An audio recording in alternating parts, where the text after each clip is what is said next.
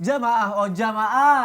Alhamdulillah. Alhamdulillahirrabbilalamin. Senang sekali kita masih di Islam itu indah. Dan alhamdulillah terima kasih jamaah masih setia bersama kami ya. Kita temanya juga masih sama, ziarah kubur bisa jadi bid'ah. Kita belajar lagi dulu deh. Kali ini pertanyaannya adalah, kalau kita ke makam itu kan pasti kan yang ada yang dikasih bunga ya apa segala macam tadi yang seperti aku sebutkan tuh, nabur bunga. Bahkan tadi aku baru ngeliat juga ada video lagi nabur bunga gitu.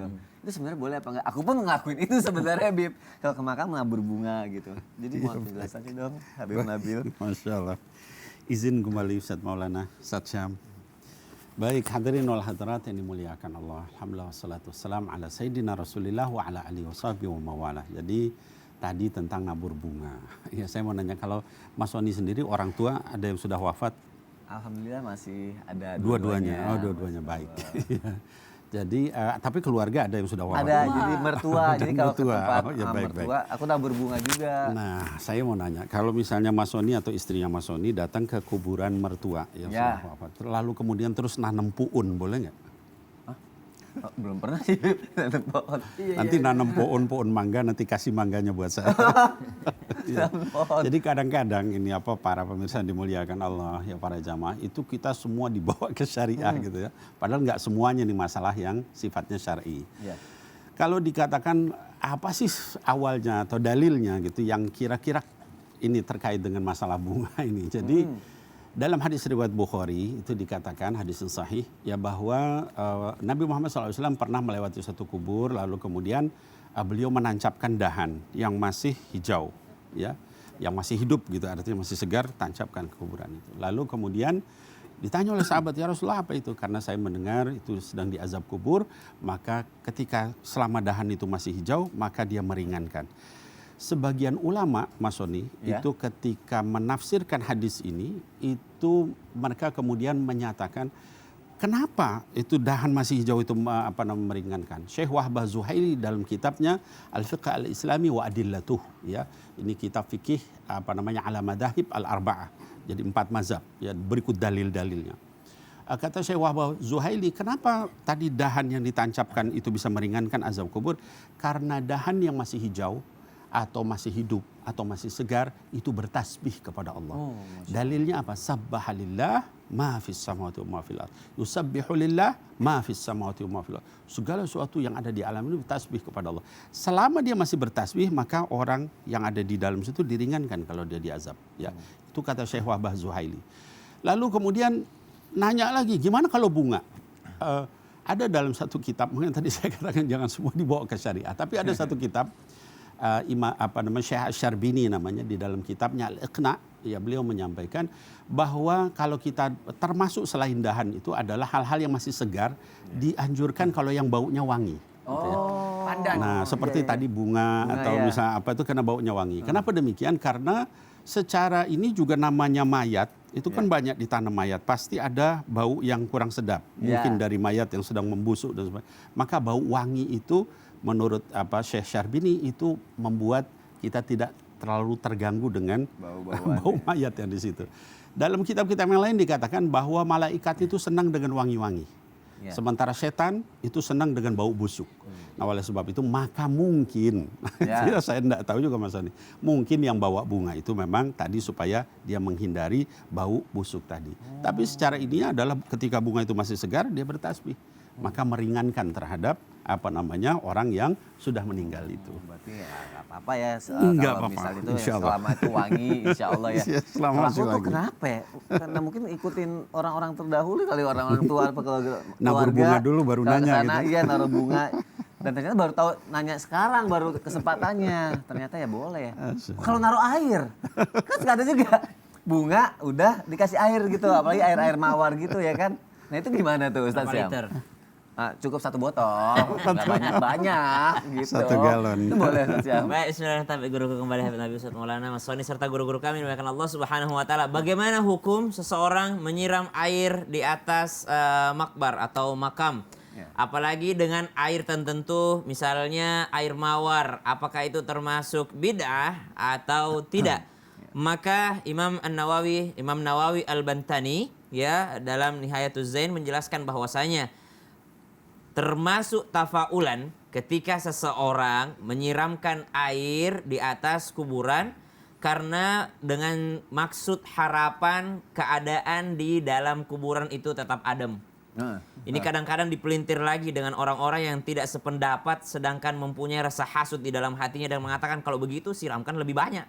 Subhanallah, saking iri, dengki dan hati itu tidak baik terhadap ulama-ulama terdahulu. Ada bahasa-bahasa demikian yang mengatakan, oh kalau begitu siramkan air berapa liter gitu supaya dingin banget gitu. Ini kan seakan-akan mengolok-olok pendapat ulama yang ternyata ulama itu tidak sebegitunya berijtihad. Mereka juga menggunakan yakni riwayat-riwayat. Kenapa? Karena ternyata Nabi SAW melakukannya terhadap pusara anaknya Ibrahim. Ya, jadi ada anak laki-laki Rasulullah SAW bernama Ibrahim. Nabi SAW menyiramkan air di atasnya lalu menaruh kerikil di atas kuburan anaknya. Maka kita mengikuti ittiba baginda Nabi SAW menurut pendapat Imam Nawawi Al-Bantani bahwasanya untuk apa? Untuk tafaul, mengharapkan bahwasanya ada adem di dalam kuburannya. Itu yang pertama. Yang kedua, dalam Hasyiah Al-Baijuri mengatakan bahwasanya tidak mengapa menyiramkan air, namun dianggap makruh jikalau menyiramkan air mawar. Nah, dianggap makruh jikalau menyiramkan air mawar kalau termasuk di antara berlebih-lebihan. Kenapa? Karena air mawar itu dianggap parfum. Ya kalau kita umroh misalnya, insya Allah jamaah Islam itu indah dapat panggilan untuk umroh ataupun haji, bisa berziarah ke kota Taif. Di sana itu tempat penyulingan mawar, itu kan mahal mawar situ tuh. Mawar segala macam itu dijadikan parfum yang sangat aromanya sangat enak gitu ya. Jadi dianggap berlebih-lebihan ketika yang disiramkan adalah air parfum, yang mana yang dimaksudkan adalah air parfum tadi. Tapi kalau mungkin di sini ya harganya tidak begitu mahal juga ya. Maka Imam As-Subuki mengatakan bahwasanya jikalau harapannya adalah karena malaikat menyukai wangi, menyukai wewangian, maka ketika menabur air mawar pun tidak mengapa atau tidak bid'ah ketika disiramkan di atas pusara seseorang atau di atas makbar. Intinya yang perlu digarisbawahi adalah satu, jangan cuma menyiramkan tapi doakan juga. Karena ada orang datang dia siram air mawar kepada kuburan orang tuanya lalu diputarkan MP3 Al-Quran di situ. Diputarkan dengan HP-nya. Kalau bisa bacakan doa Allahumma ufirlahu warhamhu wa'afi. Ya dia ingat membawa bunga dan airnya tapi dia lupa untuk memberi salam kepada penghuni kuburan. Wallahu ta'ala a'lam. Terima kasih Ustaz ya. Sama-sama Mas Sony. Semoga terjawab ya jamaah yang ada di rumah ya. Jadi pelajaran penting lagi pastinya buat kita semua. Sekarang jamaah, aku bacain lagi ya pertanyaan dari jamaah dan kita masuk lagi yuk ke segmen Tanya Dong Ustadz. Kami semua tanya dong Ustadz. Masya Allah, tabarakallah. Kali ini pertanyaannya dari siapa ya? Udah aku catat nih. Oh, dari Instagram hamba Allah. Assalamualaikum warahmatullahi wabarakatuh. Saya izin bertanya Ustadz, ayah saya mau ziarah ke kuburan kakek, tapi sudah tidak tahu makamnya di mana karena sudah ditimpa makam lain. Terus gimana cara mendoakannya dan ziarahnya Ustadz? Gimana Ustadz Maulana? Ziarah kubur di tempat di mana dimakamkan. Contoh yang ada di kuburan di Mekah, di Ma'la, dan kuburan yang ada di Madinah Baki. Jamaah haji atau umrah dan haji itu biasanya kalau meninggal dikuburkannya di sana. Mereka pasti tidak tahu di mana lagi nisannya di mana, maka didoakan saja di keseluruhan, bisa dijamak, bisa diikutsertakan dan bisa juga diyakini kayaknya kuburnya di sini cuma ditumpuk kan. Aduh, PR juga. Ya kayak kemarin saya pergi ziarah kubur. Ya Allah, ini kuburannya kok maju ya kelihatan. Kayak pindah ya. Oh bisa jadi karena sudah tidak tahu mana lokasinya, maka ditempatkan di sisinya. Nah pada posisi ini ada 3. Yang pertama berdoa di pekuburan secara umum. Atau berdoa secara dijama aja. Kita berdoa di tempat yang sudah jelas, ini kuburan keluarga saya, kayaknya di sekitar sini. Lalu dijama aja. Atau yang ketiga, diyakini tempat di situ, maka kita berdoanya di situ. Baik, Masya Allah. Terima kasih Ustaz Maulana untuk penjelasannya. Semoga terjawab ya jamaah yang ada di rumah ya, insya Allah ya. Semangat ya dia. Semangat. Apa semangat atau jarang pergi ziarah kubur? Tiba-tiba datang udah hilang. Nah itu kita nggak tahu ya. Baik, kita lanjutkan lagi pertanyaan selanjutnya dari Instagram hamba Allah lagi nih. Assalamualaikum Habib, saya mau nanya. Habib nih ya, emang benar kalau ada pohon tumbuh, bahkan rumput tumbuh di atas kubur tidak boleh dicabut karena tanaman atau pohon itu berzikir, Bib. Wah, ini hampir seperti tadi Habib jelaskan, Bib. Boleh dijelaskan lagi, Bib? Baik. Bismillahirrahmanirrahim. Alhamdulillah salatu wassalamu ala sayyidina Rasulillah. Jadi hadirin wal hadirat yang dimuliakan Allah para pemirsa, tadi sebenarnya saya sudah jawab, yaitu ada hadis riwayat Bukhari yang menyatakan bahwa dahan itu yang ditancapkan Rasul itu ditancapkan kemudian selama dia masih segar itu kemudian tidak diazab. Nah, artinya apa? Tadi Syekh Wahbah Zuhaili menyatakan karena pohon itu bertasbih.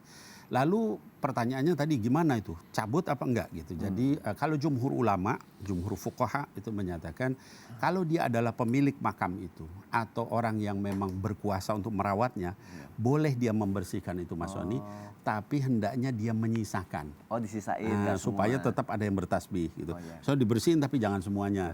Ada ini pokoknya dirawat, dirapihkan tapi tidak dihabiskan. Nah, kemudian kalau misalnya dia bukan pemilik atau yang apa ini maka tidak boleh. Nah, kalau mazhab Hanafi menyatakan makruh. Begitu aja. Baik, Masya Allah. Terima kasih Habib Nabil untuk penjelasannya. Jamaah terima kasih ya sudah bertanya di Islam itu Indah. Terima kasih sudah belajar sama-sama pada pagi hari ini.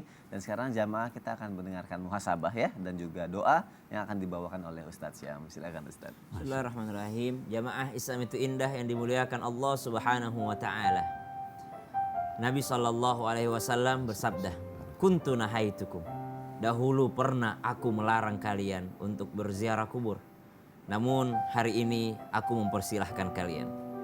Dalam ilmu usul fiqh, jikalau ada larangan yang diganti atau setelah itu diperbolehkan, maka itu adalah hukumnya sunnah. Maka kita disunnahkan untuk berziarah kubur. Untuk apa? Yang pertama untuk mengingat kematian. Karena hati kita ini terbentuk dengan apa yang sering kita lihat. Kalau yang kita sering lihat adalah kemewahan dunia, maka keinginan untuk dunia semakin besar. Tapi yang ketika kita sering melihat daripada akhirat atau tanda-tanda akhirat yaitu kematian, maka hati kita akan terikat dengan akhirat. Bismillahirrahmanirrahim. Alhamdulillahirabbil alamin. Allahumma shalli ala sayyidina Muhammad wa ala alihi wa sahbihi wa sallim. Allahumma ighfir lahum warhamhum wa'afihim wa'fu anhum. Allahumma ighfir lil muslimina wal muslimat wal mu'minina wal mu'minat al ahya'i minhum wal amwat.